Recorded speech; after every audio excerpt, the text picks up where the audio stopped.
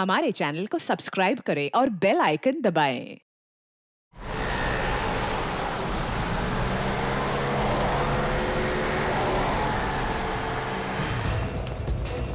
रुक जाओ! रुक जाओ! भाग भाग, पीछे मुड़ के मत दिखना। सीआईडी वालों को अपना मुंह नहीं दिखाना है। जल्दी चलो वरना बुरी तरह से फंस जाएंगे हम। रुक जाओ ना तो गोली चला दूंगा मैं। श्रेया, पकड़ो उन्हें।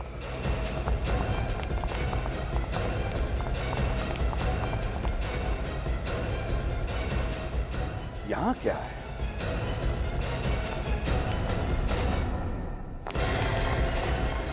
रुक जाओ! अब धीरे धीरे घूम जाओ।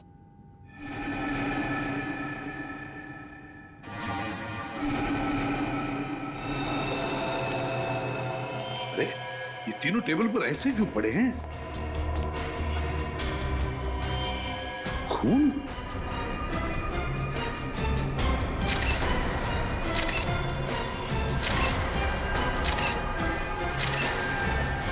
सिर के बीचों बीच गोली लगी है तीनों के। हाँ सर। हेलो रजत सर। ये इन तीनों के सिर में गोली मारी गई है। व्हाट? लगता है उन तीनों ने ही खून किया इनका। छोड़ो मत उन्हें, पकड़ो उन्हें। तीन तीन खून कर दिए तुम लोग। क्या सोचा था हमसे बच के निकल जाओगे? खून? लेकिन हमने किसी का खून नहीं किया है। झूठ मत बोलो। कॉन्फ्रेंस रूम में पड़ी 3 लाशें गवाह हैं तुम्हारे जुर्म की। हम सच कह रहे हैं सर, हम यहाँ उनसे मिलने आए थे, उन्हें मारने नहीं। अगर आप लोगों ने किसी को मारा नहीं तो फिर भाग क्यों रहे थे? क्योंकि जिस मकसद से हम यहाँ आए थे वो तभी पूरा होगा अगर आप हमें पकड़े नहीं, जाने दें। कैसा मकसद? ये देखिए सर। हाँ।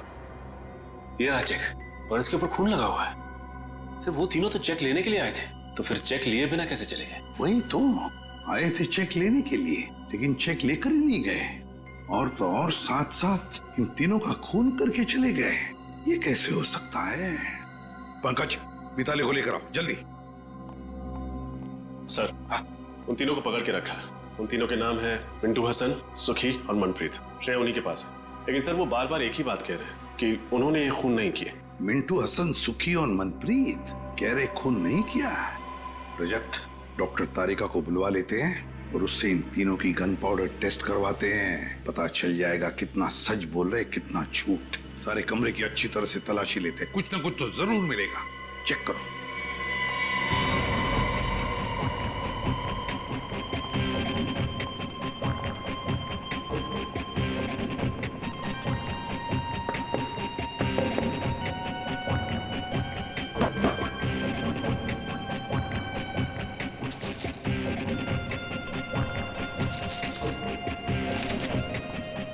सर, मिताली। ये सब कैसे हो गया? किसने किया ये सब? मिताली बताओ, यहाँ इस कॉन्फ्रेंस रूम में आने के लिए क्या तुम्हारे पूरे स्टाफ को परमिशन लेनी पड़ती है? हाँ सर, जब भी कॉन्फ्रेंस रूम में मीटिंग होती है कोई भी बिना इजाजत के इस कमरे में तो क्या इस फ्लोर पर भी नहीं आ सकता। और आज तो यहाँ बहुत जरूरी मीटिंग थी, इसीलिए कृतिका मैडम, रणबीर सर और ईशान सर ने कहा था कि किसी को भी यहाँ आने की अनुमति न दी जाए जब तक मीटिंग खत्म न हो जाए। तो फिर वो तीनों कैसे घुसे इस कॉन्फ्रेंस रूम में? क्या तुम भी शामिल हो उनके साथ? बताओ। नहीं सर, आप ऐसा कैसे कह सकते हैं? मैं भला अपने बॉसेस को क्यों मारूंगी? उन्हें तो कृतिका मैम ने परमिशन दी थी अंदर आने के लिए। सर हाँ, पूरा कमरा छान मारा है, कहीं कुछ नहीं मिला। कुछ भी नहीं मिला? कुछ भी नहीं मिला इस कमरे में? है ना बड़ी अजीब बात। यहाँ इस कॉन्फ्रेंस रूम में आने के लिए और यहाँ से बाहर जाने के लिए सिर्फ एक ही दरवाजा है। यही दरवाजा है ना? हाँ सर। फिर ये सब हुआ कैसे? कैसे हुआ ये सब? जब हम लोग यहाँ आ रहे थे तब ये तीनों भी, मिंटू हसन, सुखी और मनप्रीत, भागे जा रहे थे यहाँ से। क्यों? और वो भी बिना चेक लिए। सारा चक्कर क्या है? कुछ ना कुछ तो गड़बड़ जरूर है। सर, हाँ, ये भी तो हो सकता है कि इन तीनों ने एक दूसरे को मार दिया हो। नहीं पंकज, मुझे नहीं लगता ऐसा हुआ है। अगर ये तीनों एक दूसरे को मारते तो कोई ना कोई गन तो हमें मिलती। कोई ना कोई गन। नहीं नहीं नहीं नहीं नहीं, इस सारी गुत्थी का जवाब इन तीनों के पास है। मिंटू हसन, सुखी, मनप्रीत।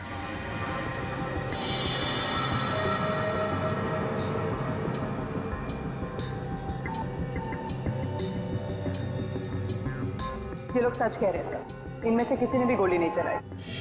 किसी के हाथ पर गन पाउडर का निशान नहीं। नहीं सर। अब तो यकीन हो गया ना आप लोगों को कि हम शरीफ लोग हैं, क्रिमिनल नहीं।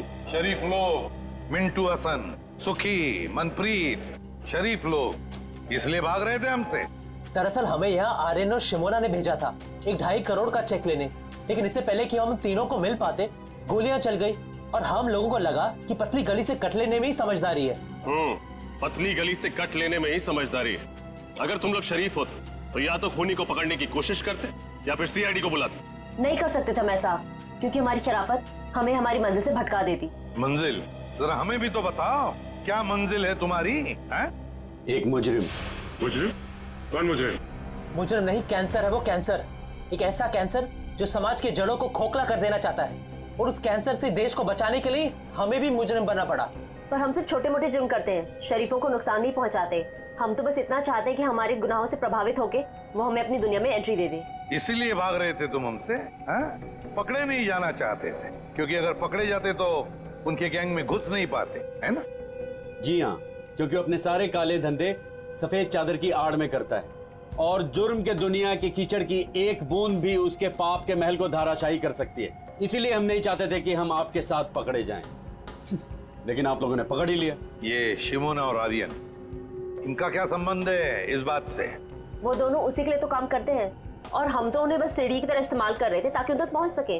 मतलब शिमोना और आर्यन ने मिलवाया तुम्हें इस रणवीर, ईशान और कृतिका? जी हाँ, कल दोपहर आर्यन और शिमोना की नकली आर्ट एग्जीबिशन में। आर्यन और शिमोना दिख रहे हैं कहीं? वो रहे, शिमोना लाल सलवार में और आर्यन ब्लैक कोट में। अपने हुनर का गलत फायदा कैसे उठाया जाता है, कोई इनसे सीखे। न जाने कितने लोगों को उल्लू बनाया इन दोनों ने अपने आर्ट और एंटीक के चक्कर में। गुड, काफी अच्छी जानकारी है आपको पेंटिंग्स की। मुझे लगता है ये वाली पेंटिंग हमारे कॉन्फ्रेंस रूम के लिए काफी अच्छी रहेगी। क्यों कृतिका?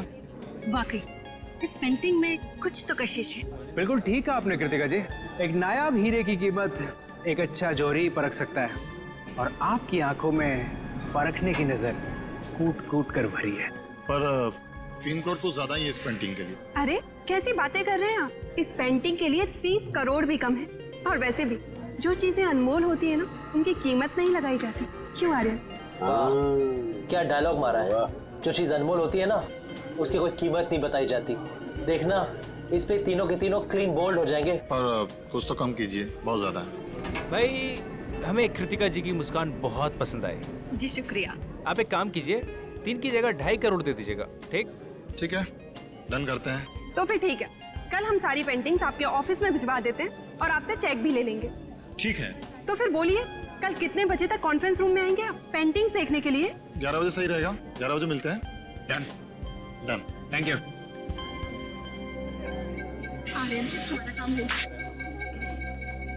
वैसे बहुत अच्छा फ्लर्ट कर रहे थे आप कृतिका जी के साथ। क्यों, तुमको बहुत जलन हो रही है क्या? कहो तो थोड़ा सा फ्लर्ट तुम्हारे साथ भी कर लो। भाई थोड़ी फ्लर्टिंग मेरे साथ भी कर लो मिस्टर आर्यन। आर्यन? नहीं, आर्यन नहीं, मेरा नाम केतन है। और मेरा नाम नटवरलाल। और ये सिमोना नहीं, मोना डार्लिंग। हाँ? लेकिन आप लोगों को ये कैसे पता चला? और हमें ये भी पता है कि कैसे तुम 200-500 रुपए की घटिया पेंटिंग्स को लाखों करोड़ों में बेचकर मासूम लोगों को चूना लगाते हो। Good job. कृतिका जी का दिल टूट जाएगा जब उन्हें पता चलेगा कि ये पेंटिंग नकली है, और वो जो आप उनकी मुस्कान की तारीफ कर रहे थे वो भी नकली है। समझे? कितना पैसा चाहिए तुम लोगों को? बड़े समझदार हो, जल्दी मुद्दे पे आ गया। हाँ, एक ठग को दूसरे ठग को समझने में ज्यादा वक्त नहीं लगता। हमें तुम्हारा पैसा नहीं चाहिए, हमें उस आदमी का पता चाहिए जिसके लिए तुम काम कर रहे हो। लेकिन क्यों? आप लोग हमारे बॉस तक क्यों जाना चाहते हैं? ये सोचना तुम्हारा काम नहीं है। अगर तुम चाहते हो कि तुम्हारी 420 की गाड़ी सही सलामत चलती रहे, तो जैसे कह रहे हैं वैसा ही करो। ठीक है, लेकिन आप लोगों को हमें ये गारंटी देनी पड़ेगी कि हम दोनों का धंधा चौपट नहीं होगा। दे सकते हैं? नहीं होगा। बस अब बताओ कैसे पहुंचेंगे उस तक? बहुत सरल है, बस आप लोगों को उन्हें यकीन दिलाना पड़ेगा कि आप लोग हमारे लिए काम करते हैं। पर वो कैसे होगा? सिंपल है, कल इस पेंटिंग के 2.5 करोड़ का चेक हम लोग नहीं, आप लोग लेने जाएंगे। शिमोना का इन तीनों से पूछना कि तुम लोग कॉन्फ्रेंस रूम में कितने बजे तक रहने वाले हो, ये बात कुछ हजम नहीं हो रही है। सर, हो सकता है इन तीनों का खून आर्यन और शिमोना ने किया हो। उन्हें ऐसा लगा हो कि हमारा भी काम हो गया और ये तीनों भी फंस गए।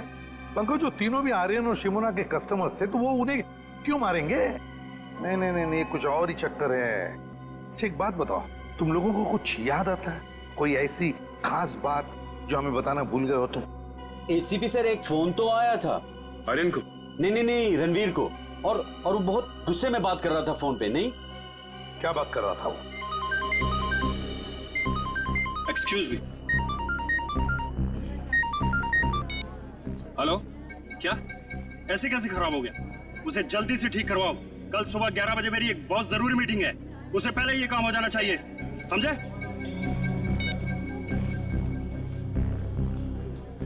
मिस्टर रणवीर, या मेरी अभी अपने कारपेंटर से बात हो गई है। आज रात को ही जाकर वो ये आपके कॉन्फ्रेंस हॉल में खूबसूरत पेंटिंग लगा देगा। ओह नाइस, ये तो बहुत अच्छी बात है। इसका मतलब कल सुबह जब हम ऑफिस पहुंचेंगे तो ये पेंटिंग दीवार पर लगी होगी। बिल्कुल। गुड। और हमारी जगह चेक लेने के लिए ये तीनों आएंगे। ओह, कौन है ये तीनों? ये तीनों भी हमारे साथ ही काम करते हैं। और जैसे ही हम यहाँ पहुंचे गोलियां चलने लगी। उसके बाद क्या हुआ आपको तो पता ही है। कुछ ना कुछ तो गड़बड़ जरूर है, कुछ ना कुछ तो गड़बड़ जरूर है, वरना इस आर्यन ने रात को फोन करके तुरंत पेंटिंग्स क्यों लगवा ली कॉन्फ्रेंस रूम में? कुछ ना कुछ तो गड़बड़ जरूर है। क्या तुम लोगों ने इन दोनों को देखा था बिल्डिंग में? नहीं, वो दोनों तो यहाँ कहीं नजर नहीं आए। कहीं भी दिखाई नहीं दिए। तो फिर ये खून किया किसने? ये खून किया किसने? किसने किया ये खून? आसान के पता चला गोलियां कैसे चली? हाँ, पता तो चला है कुछ, शायद मदद मिल जाए। तो बता दे। वैसे कृतिका, ईशान और रणवीर ऐसे ही बैठे थे ना कॉन्फ्रेंस रूम में? बिल्कुल ऐसे ही बैठे थे और तीनों के सिर के बीचों बीच गोली लगी है। और वो गोली एक ही कैलिबर की है बॉस, जो तीनों को लगी है। और तीनों को गोली 55 से 60 डिग्री के एंगल से चली है, ऐसे।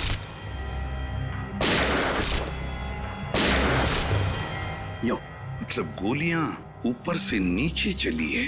सर, फिर तो खूनी को भी ऐसे ही किसी ऊंची चीज पर चढ़ना पड़ा होगा। तो क्या सर खूनी ने इन सब पर कॉन्फ्रेंस रूम की टेबल पे चढ़ के गोलियां चलाई होंगी? नहीं निखिल, कॉन्फ्रेंस रूम की टेबल पर चढ़कर कैसे गोलियां चलाएगा? क्योंकि अगर खूनी या जो भी जिसने भी टेबल पर चढ़कर गोलियां चलाई तो फिर उसके जूतों के निशान मिलते हैं हमें। चलो, उसने जूते के निशान अगर साफ भी किए होते तो भी उसके जूते के नीचे जो धूल लगी रहती है वो तो मिल जाती, उसके ट्रेसेस तो मिल जाते हमें। वैसा तो कुछ भी नहीं मिला हमें। और एक बात सर, इन तीनों के शरीर पर कोई भी हाथापाई के निशान नहीं मिले। ओह, कोई भी हाथापाई के निशान नहीं? तो हो सकता है खूनी इन तीनों को जानता हो और शायद इसी बात का फायदा उठाया उसने और चला दी गोली। सड़के, उस चेक के ऊपर जो खून मिला था वो किसका था? बस वो खून रणवीर का है। रणवीर का है? लेकिन सर, इन तीनों को मारकर किसी को क्या फायदा हो सकता है? इन तीनों को मारकर किसी का क्या फायदा हो सकता है ये तो हम पता लगा ही लेंगे श्रेया। लेकिन पहले उस कॉन्फ्रेंस रूम में फिर से जाना होगा, फिर से देखना होगा कि गोली चली कैसे।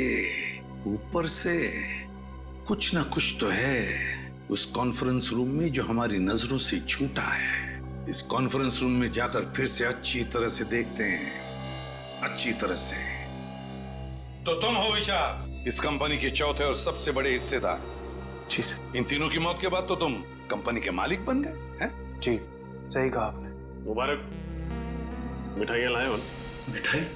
सर, मेरे पार्टनरों के साथ इतना बड़ा दुखद हादसा हुआ है और आप मिठाई खाना चाहते हैं? अब करोड़ों रुपए जो मिल गए तुम्हें और फिर कंपनी पूरी की पूरी तुम्हारी हो गई, नहीं? सर, ये क्या कह रहे हैं आप? सर, पैसा तो हाथ का मैल है, पर इंसान की जिंदगी पैसे से कहीं ज्यादा अनमोल है। इसी हाथ के मैल ने अच्छे अच्छे लोगों की नीयत को गंदा किया है मिस्टर विशाल। आज सुबह 11 बजे जब इन तीनों को गोली लगी, आप कहाँ थे? जी, मेरे दांत में बहुत दर्द हो रहा था तो मैं डेंटिस्ट के पास गया। आप चाहें तो डेंटिस्ट से कंफर्म कर सकते हैं। नहीं नहीं, उसकी कोई जरूरत नहीं है। वैसे ये आपके दांत का दर्द ठीक है अभी? अभी ठीक है। दांत का दर्द बहुत खराब होता है सर। मेरा डॉक्टर कहता है कि दिन में 2 बार ब्रश करना चाहिए, एक बार सोने के बाद और एक बार उठने से पहले। मेरे दांत देखो। डॉक्टर पंकज, आपका लेक्चर खत्म हुआ और आप जैसे आप सर मैं अभय, कृतिका के हस्बैंड। ओ, क्या क्या लगता है आपको? आपको किसी पर शक है? कौन कर सकता है ये? नहीं सर, मुझे किसी पे शक नहीं है, पर सर जिस किसी ने भी किया ना उसे आप छोड़िएगा मत प्लीज सर।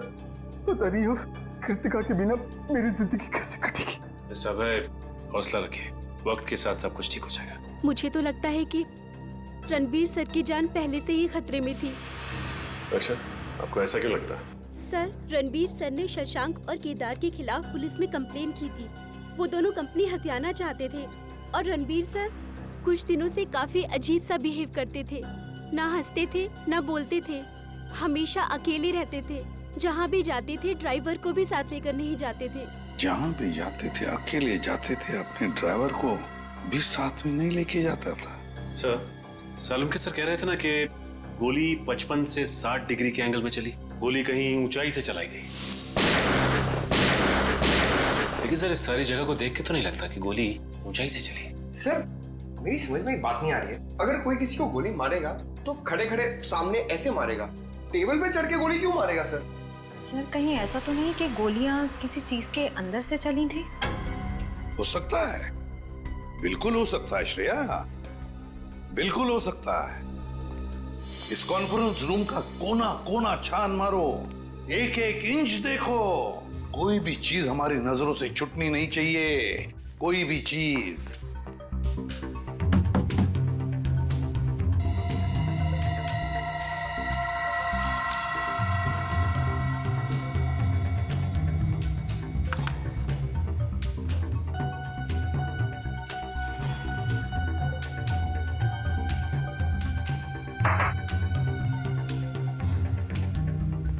सर, फिर से कुछ नहीं मिला।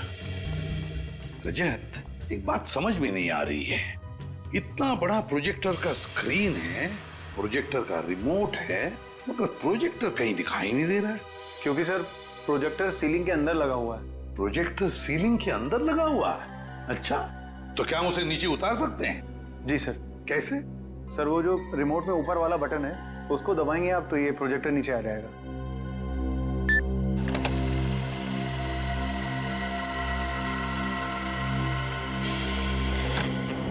ओह, तो ये बात है, प्रोजेक्टर ऊपर सीलिंग के अंदर।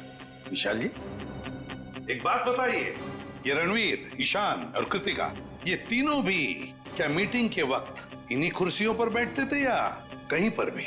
जी हाँ सर, जब भी हम मीटिंग लेते थे कॉन्फ्रेंस हॉल में, ये तीनों इन्हीं जगहों पर ही बैठते थे। इन्हीं 3 कुर्सियों पर बैठते थे। रजत, उतारो इस प्रोजेक्टर को नीचे, खोलो।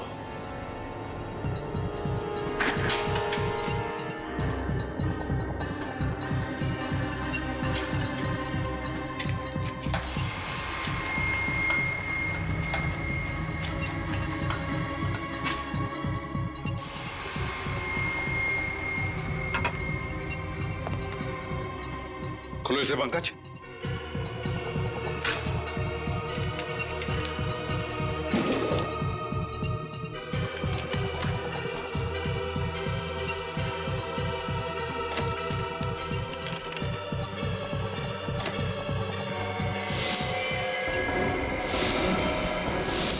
वाह रे वाह, इसमें तो गन फिट की गई है, प्रोजेक्टर के अंदर गन लगा के रखी है।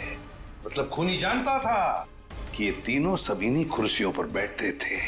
जैसे इन कुर्सियों पर बैठे, प्रोजेक्टर के गन में से गोलियां चली और काम खत्म। हाँ सर, ये तीनों बेचारे कहाँ जानते थे कि प्रोजेक्टर के नीचे आते ही और गोलियां चलेंगी और तीनों मारे जाएंगे। मगर सर, प्रोजेक्टर में गन फिट की किसने? गन फिट की किसने? सर, मिंटू हसन कह रहे थे ना कि उन्होंने रणवीर को फोन पर किसी से बात करते हुए सुना था और रणवीर कह रहा था कि आज ही ठीक हो जाना चाहिए। उसे जल्दी से ठीक करवाओ। कल सुबह 11 बजे मेरी एक बहुत जरूरी मीटिंग है, उससे पहले ये काम हो जाना चाहिए, समझे? कहीं रणवीर इस प्रोजेक्टर की बात तो नहीं कर रहा था? हाँ, हो सकता है। मिताली, क्या मीटिंग से पहले किसी ने इस प्रोजेक्टर को हाथ लगाया था? कोई रिपेयर करने आया था? सर, कल रात को आर्यन और शिमोना आए थे ये पेंटिंग लगाने के लिए। उसी दौरान एक इंजीनियर भी आया था प्रोजेक्टर ठीक करने के लिए। उस वक्त आप यहाँ थी? नहीं सर, मैं नहीं थी। रात हो गई थी तो मैं घर चली गई थी। मुझे वॉचमैन ने बताया। कौन था ये इंजीनियर? पता नहीं सर, कोई नया इंजीनियर था। वॉचमैन कह रहा था कि पहली बार देखा है। उस इंजीनियर ने अपना नाम, पता, नंबर तो दिया होगा? नहीं सर। कोई नया इंजीनियर जिसका नाम नहीं, पता नहीं, नंबर नहीं। वाह रे वाह, बहुत बड़ी प्लानिंग की इस खूनी ने। पहले इसने प्रोजेक्टर को बिगाड़ दिया, फिर अपने आदमी को बुला लिया इसे रिपेयर करने के लिए, इस नए इंजीनियर को, और उसके जरिए उसने ये गन फिट कर दी इस प्रोजेक्टर में। मगर ये इंजीनियर उसी वक्त आया था जिस वक्त आर्यन और शिमोना ये पेंटिंग लगाने आए थे। ओह, तो इसका मतलब है आर्यन और शिमोना, ये दोनों का कोई ना कोई कनेक्शन जरूर है इन 3 खूनों के साथ। सर, ये आर्यन और शिमोना हर जुर्म से पहले अपनी पहचान बदल लेते हैं। शायद इस वक्त भी अपने नए जुर्म के बारे में सोच रहे हैं। हाँ, तो पता लगा ये आर्यन और शिमोना इस बार अपने चेहरे पर कौन सा नया चेहरा लगाने वाले हैं। शशांक और केदार, पता है इस कागज में क्या है? क्या लिखा है सर? तुम्हारे अतीत का इतिहास। कैसा इतिहास? किस तरह आप लोग बड़ा मगरमच्छ बनकर छोटी मछलियों को खा जाना चाहते हैं, इसका इतिहास। अब तक कुल 15 कंपनियों को आप लोग अपनी कंपनी में शामिल कर चुके हैं, या तो पैसे का लालच देकर या फिर धोखाधड़ी से। इसमें गलत क्या है सर? हर बिजनेसमैन का एक सपना होता है कि वो अपना कारोबार फैलाए। आप लोग बस वही कर रहे हैं, मगर गलत ढंग से कर रहे हैं, गलत ढंग से। ये है वो 7 लोग जिन्होंने तुम्हारे खिलाफ कंप्लेंट दर्ज की है पुलिस में। इसमें रणवीर भी है। सर, वो कहते हैं ना, इंसान जैसे जैसे कामयाब होने लगता है तो उससे जलने वालों की तादाद भी बढ़ने लगती है। ये लोग जलते हैं हमसे सर। झूठ! इसलिए बिना वजह ये लोग हमारी तरक्की में बाधा डालने की कोशिश कर रहे थे। ये लोग झूठ बोल रहे हैं। क्या तुमने इन लोगों को धमकी नहीं दी कि तुम्हारी कंपनी हमें दे दो? हाँ या ना? नहीं सर, हमने इन्हें धमकी नहीं दी थी, सिर्फ प्यार से विनती की है। प्यार से विनती की? सीधे सीधे बता दो, क्यों मारा तीनों को? यकीन मानिए मेरा सर, हमने इन्हें नहीं मारा। हाँ सर, हम तो इन्हें जानते भी नहीं है। जानते भी नहीं? ठीक है, निकल, जरा दिखाओ इन्हें फोटो। गौर से देखो, पहचानते हो इन्हें? नहीं सर, हम इन्हें नहीं पहचानते। ये शिमोना है और ये आर्यन, आपकी तरह 420। आर्यन और शिमोना, हम ये नाम पहली बार सुन रहे हैं सर। हाँ सर। सर, मुझे लगता है ये दोनों सच कह रहे हैं। उन तीनों के खून में इनका हाथ नहीं है। श्रेया, इतनी जल्दी ये कहना ठीक नहीं है। और अगर मान भी लिया कि इन दोनों ने खून नहीं किया, तो फिर खून किया किसने? ये खून किसी ऐसे आदमी ने किया है जो अंदर वाला है, अंदर वाला, और जो जानता था कि ये रणवीर, ईशान और कृतिका वहां उस कॉन्फ्रेंस रूम में 11 बजे आने वाले थे। सर, जिस क्लाइंट के साथ मीटिंग थी, हो सकता है वही हो इस सब के पीछे। हाँ, मगर विशाल और मिताली, इन दोनों ने तो हमें उसके बारे में कुछ नहीं बताया। सर, हो सकता है उन दोनों को पता ही ना हो कि ये मीटिंग आखिर थी किसके साथ। हो सकता है। सर, अक्सर जो बातें साथ वालों को पता नहीं होती हैं, वो बातें उनके ड्राइवर्स को पता होती हैं। तो ठीक है, ड्राइवर से पूछताछ करो।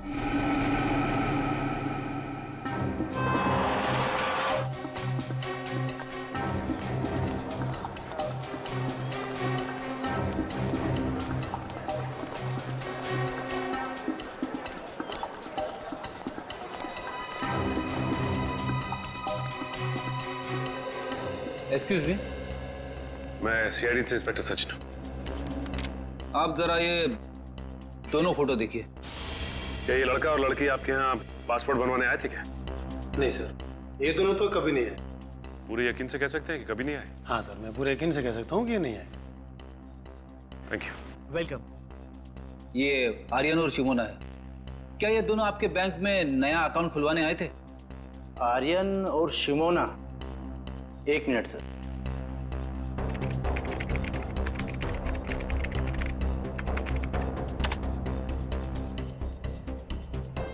नहीं सर, इन्होंने हमारे यहाँ कोई अकाउंट नहीं खुलवाया है। कोई बात नहीं, ये मेरा कार्ड है, अगर ये दोनों आपके बैंक में आए तो मुझे फौरन इन्फॉर्म कर दीजिए।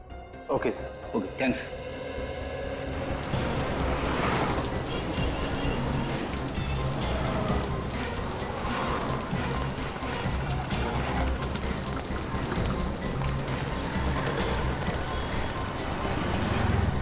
सर, कहीं हमारी तहकीकात की राह गलत तो नहीं है? शायद इस बार आर्यन और शिमोना ने कोई नया अकाउंट खुलवाया ना हो। नहीं फ्रेडी, ऐसा नहीं हो सकता। आर्यन और शिमोना का जुर्म एक गणित की गिनती की तरह है। जिस तरह से 3 से पहले 2 का आना तय है, उसी तरह शिमोना और आर्यन का बैंक अकाउंट खुलवाना तय है। एक काम करते हैं, आगे के बैंक चेक करते हैं। चलो। मैनेजर साहब। जी कहिए। हम लोग सीआईडी से। सीआईडी? जी हाँ, सीआईडी। जरा इन फोटो को गौर से देखिए। ये आर्यन और शिमोना, क्या ये आपके बैंक में अकाउंट खुलवाने आए थे? ये दोनों? हाँ, ये दोनों हमारे अकाउंट खुलवाने आए थे, लेकिन आपको कोई गलतफहमी हो रही है। इनका नाम आर्यन और शिमोना नहीं, रवि और सपना है। क्या? रवि और सपना? जी हाँ। ये दोनों 420 इतने धड़ल्ले से अपने नाम बदल रहे जैसे हर शुक्रवार को सिनेमा हॉल में फिल्म बदलती रहती है। अच्छा, ये उनकी डिटेल्स देख सकते हैं? जी, एक मिनट। हाँ वीरेंद्र, उस फाइल में से रवि और सपना की डिटेल्स लेकर आना। हाँ।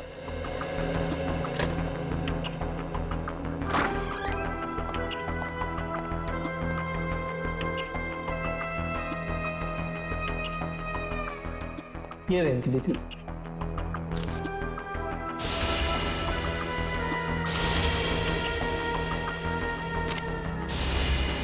सारे जरूरी कागजात और डॉक्यूमेंट्स वगैरह दिख रहे हैं। हाँ, अकाउंट खुलवाने के लिए जो भी कागजात जरूरी होते हैं वो इन्होंने दिए थे, और हमने इन्हें चेक भी किया था, बिल्कुल सही थे। और तो और हमारी एक टीम इनके घर भी जाने वाली है एड्रेस वेरिफिकेशन के लिए। Address verification? एड्रेस तो यही बताया था ना उन लोगों ने। Yes sir.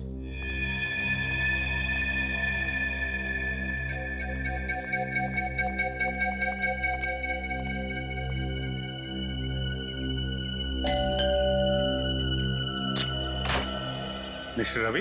जी बोलिए। हम लोग ASDC बैंक से आए हैं आपके घर का वेरिफिकेशन करने। आपने नया खाता खोलने के लिए एप्लीकेशन दिया है ना? हाँ, आइए। आइए।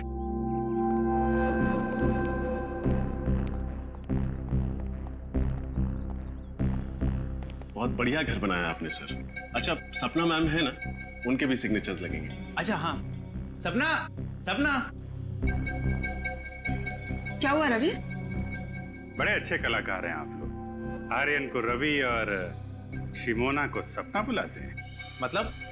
आप लोगों का खेल खत्म हो चुका है मिस्टर आर्यन और मिस शिमोना। कौन हो तुम लोग और हमारा असली नाम कैसे जानते हो? अरे भैया सुनो, जिस स्कूल में तुम पढ़ते हो ना, उसके हम लोग हेडमास्टर्स रह चुके हैं, और तुम्हारे जैसे 420 हमारे जेब में लेके घूमते हम लोग। देखो देखो, मुझसे पंगा मत लो, बहुत खतरनाक आदमी हूं मैं। सीआईडी से खतरनाक तो नहीं हो सकते ना? सीआईडी? अरे कहाँ जा रहे?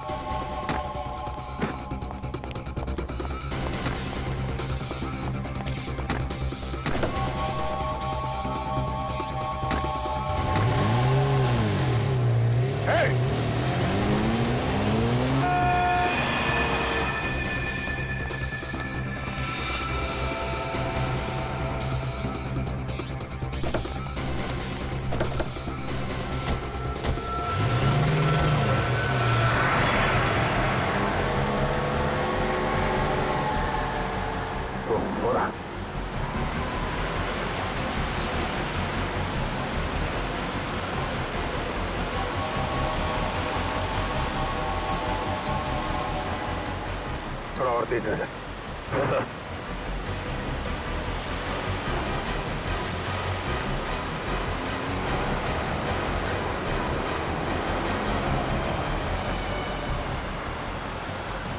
ओवरटेक कर।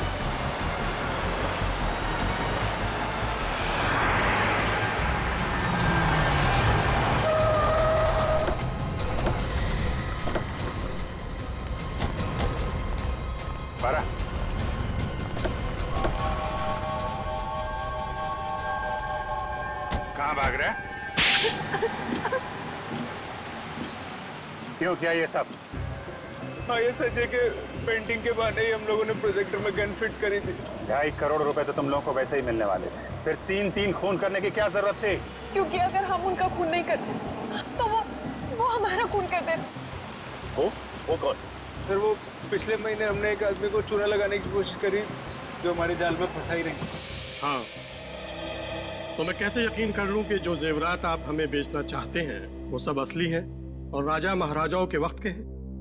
अगर आपको हमारे ऊपर यकीन नहीं तो ये रहा उसका प्रमाण पत्र। ये मिस्टर अभिमन्यु, उस राजघराने के वारिस, उनका नाम और नंबर इसी में। और वैसे भी अगर आपके बॉस को हम पर यकीन नहीं होता तो नीलामी में 5 करोड़ रुपए की बोली क्यों लगाते? ठीक है, बिना भरोसे के कोई भी सौदा पक्का नहीं हो सकता है। ये लीजिए अपनी रकम।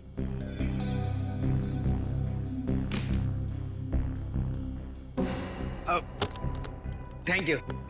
शुक्रिया। Thank you.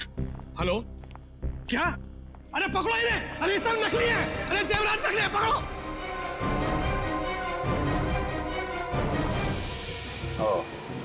तो उन लोगों ने सोचा कि तुम्हें पुलिस के हवाले करने की बजाय क्यों ना तुमसे एक जुर्म और कराया जाए।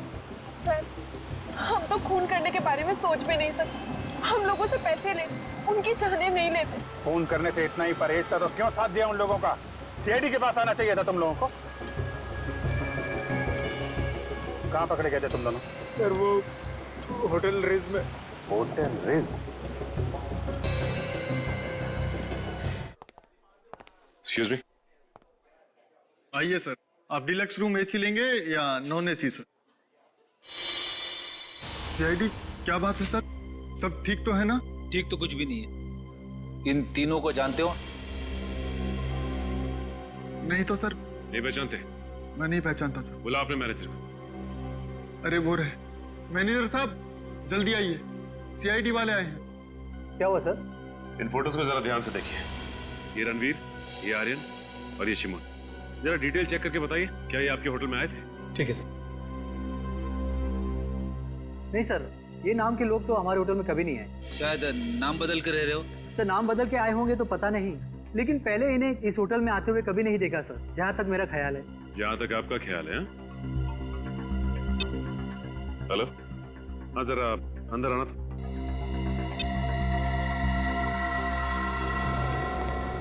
हाँ सर। अच्छा ये बताओ कि रणवीर साहब यहाँ इस होटल में अक्सर आते थे? हाँ साहब, हफ्ते में 2-3 बार आ ही जाते थे किसी से मिलने। सुन लिया मैनेजर साहब आपने? कमाल की याददाश्त है आपकी। जो ग्राहक अक्सर आपके होटल में आते हैं आप उन्हें भी भूल जाते हैं? जी वो। क्या हुआ, आपकी जुबान क्यों लड़खड़ाने लगी? हाँ सर, जुबान नहीं सर। क्या छिपा रहे हैं आप हमसे? हाँ सर, कुछ भी नहीं छुपा रहा हूँ मैं। हेलो, हाँ सर। क्या? ओह तो ये बात है। हाँ सर, मैं होटल रिट्स में ही हूँ। मैं खाली होकर आपको फोन करता हूँ। Okay okay. क्या हुआ? शिमोना और आर्यन ने अपना गुनाह कबूल कर लिया है। 10 दिन पहले इसी होटल में एक ज्वेलरी एग्जीबिशन हुआ था जिसमें फिर से उन लोगों ने एक बार किसी को बेवकूफ बनाने की कोशिश की, लेकिन नाकामयाब रहे। अब क्या कहना है आपका मैनेजर साहब? हाँ, हम लोगों को माफ कर दो सर। किसी ने हम लोगों को पैसे दिए थे ताकि आप लोगों के सामने मुंह ना खोले। अब मुंह खोलने का समय आ गया है। अब ये बताओ कि ये पैसे तुम्हें किसने दिए थे और रणवीर इस होटल में किससे मिलने आता था? सर वो। निखिल, इस वॉचमैन को ठीक तरह से समझा दिया है ना? हाँ सर, समझा दिया, लेकिन थोड़ा डरा हुआ है। सर, ये जो कोई भी है जो आर्यन और शिमोना को फंसा रहा है, बहुत चालाक है। वो खुद तो कभी सामने नहीं आया, उसने अपना सारा काम अपने स्टाफ के जरिए करवाया। हाँ श्रेया, पर अब इस चेहरे का मुखौटा ज्यादा देर तक नहीं रहेगा। बहुत जल्द हम इसके जुर्म के खेल का पर्दाफाश कर देंगे। सर, नाम लिया और मुजरिम हाजिर।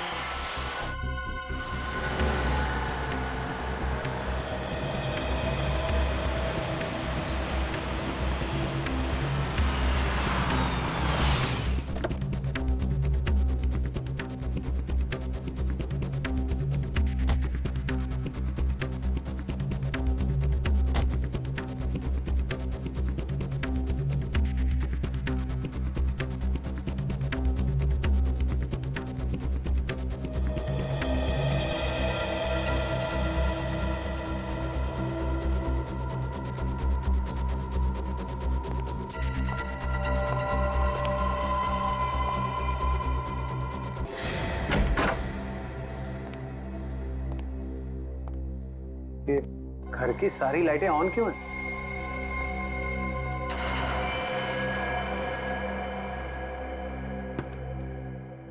कौन है? कौन है वहां पर? नीचे आओ। अरे क्या हाल है विशाल भाई, कैसे हो? दांत का दर्द कैसा है? मैंने कहा था ना आपको 2 बार ब्रश करना सोने के बाद उठने से पहले। तुम यहाँ क्या कर रहे हो? क्या आप मुझे यहाँ देख के खुश नहीं है? तो जरा पलट के इस तरफ देखो, शायद हमें देख के कुछ खुशी मिल जाए आपको। अरे सर, आप लोग यहाँ पर मेरे घर में? क्या खूनी का पता चल गया सर? हाँ, पता चल गया। तो हमने सोचा कि खुद चल के अपने हाथों से उसका जबड़ा हिला दे। जबड़ा हिला दे? सर तो उसके लिए तो आपको खूनी के घर में होना चाहिए, फिर भला आप यहाँ मेरे घर में क्या कर रहे हैं? अपना एक गाल जरा यहाँ लाना। आजा। सर आपको मुझ पर शक है? शक नहीं, पूरा यकीन है। सर कहाँ जा रहे हो विशाल बाबू? अपनी कंपनी का शेयर छोड़ चल। मेरे मिट्ठू, अब एक अच्छे तोते की तरह चुपचाप सच बताना शुरू करते हैं, समझा? बोल। सर ये सच है कि मैंने रणवीर, ईशान और कृतिका के खून में साथ दिया था, और सर मैंने उनके खून की साजिश नहीं रची थी सर। तुमने नहीं रची? नहीं सर। तो फिर किसने रची? मुझे नहीं मालूम सर वो कौन है, मैं उससे कभी मिला भी नहीं सर। सर वो हमेशा अपने वकील को भेजता था मुझसे बात करने के लिए। सर लगता है हमें गुमराह करने के लिए कहानियां बना रहा है। उन तीनों की मौत के बाद सारी दौलत तो इसकी हो गई, उसके पास सबसे ठोस वजह थी उनको मारने की। नहीं मैम, सर वो चाहता था कि मैं इस कंपनी को दिवालिया घोषित कर दूं और उसके बाद इस कंपनी को एक नकली फर्म में बेच दूं, ताकि वो बाद में उस नकली फर्म से कंपनी को वापस खरीद ले। बहुत लंबी प्लानिंग की थी खूनी ने। अब तुम एक काम करो, उस वकील को फोन लगाओ और उससे वो कहना जो अब हम तुम्हें बताएंगे। हैं?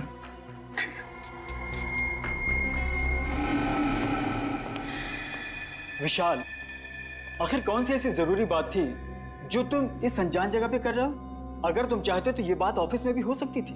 सुरेश जी, बात बहुत जरूरी थी, इसलिए मुझे आपको यहाँ बुलाना पड़ा। कौन सी जरूरी बात थी? सुरेश जी, रणवीर ने ये कंपनी हमें बेचने से पहले किसी और को बेच दी है। अब इस कंपनी को बेचने का हक हमारे पास नहीं है। एक मिनट, क्या कहा आपने? इस कंपनी को बेचने का हक आपके पास नहीं? हाँ, मैं सच कह रहा हूँ। रणवीर ने बाकी सारे पार्टनरों के साथ गद्दारी की और इस बात की भनक तक नहीं लगने दी किसी को। अच्छा ये बताओ, इस कंपनी के नए मालिक का नाम क्या है? हम हैं। वकील साहब को हमारा प्यार भरा नमस्कार। अपना प्यार भरा नमस्कार रखो अपनी जेब में, और अगर अपनी भलाई चाहते हो तो चुपचाप ये कंपनी उसको दे दो जिसका इस कंपनी पे पूरा पूरा हक। सुखी जी, हम तो इतने प्यार से बात कर रहे हैं इनसे और ये हमें धमकी दे रहे हैं। वो क्या ना मनप्रीत, ये लातों के भूत है, बातों से नहीं मानेंगे। ठीक कहा, बिल्कुल ठीक। इसीलिए आज मैं तुम दोनों को ऊपर भेजने का इंतजाम करके रहा हूं। किसी को पता भी नहीं चलेगा कि ये कंपनी कभी किसी और के नाम पे हुई थी। सर मैं अब है कृतिका का हस्बैंड। ऐसे कैसे भूल दोगे? क्या समझ रखा है हमें? घर नीचे रखो, पहले सीआईडी को तो आने दो। सीआईडी आए? पहले मैं तुम्हें मार देता हूं।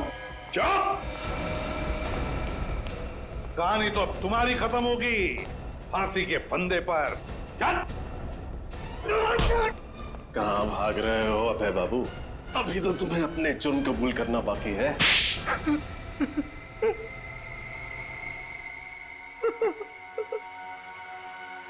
तीन खून करके पेट नहीं भरा तो और 2 खून करने चले थे।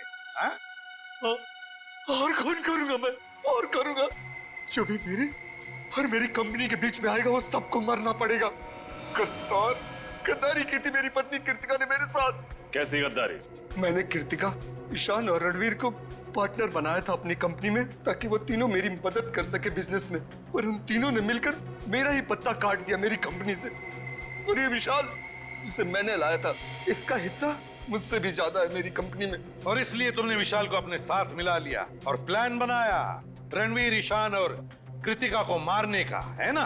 क्यों विचार? फिर तुमने आर्यन और शिमोना की मदद ली और कॉन्फ्रेंस रूम के प्रोजेक्टर में वो मैकेनिज्म फिट कर दिया और ये बेचारे तीनों के तीनों मारे गए।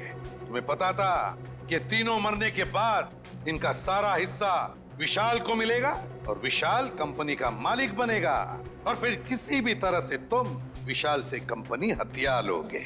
क्यों, है ना? हाँ, और क्या करता मैं? क्या करता मैं? अपनी खोई हुई कंपनी पाने के लिए यही एक रास्ता था मेरे पास। पर अफसोस अभय जी, तुम्हारा ये रास्ता फांसी के फंदे पर जाके खत्म होता है, फांसी के फंदे पर। और विशाल, तुम भी नहीं बच सकते, क्योंकि मुजरिम का साथ देने वाला भी उतना ही बड़ा मुजरिम होता है। ले जाओ इन। चलो सर मुझे माफ कर दीजिए सर, सर मुझे माफ कर दीजिए सर, चलो सर मेरे कुछ नहीं है सर, मुझे माफ कर दीजिए। केस तो सॉल्व हो गया। हाँ रजत, ये केस तो सॉल्व हो गया, मगर वो तीनों कहाँ हैं?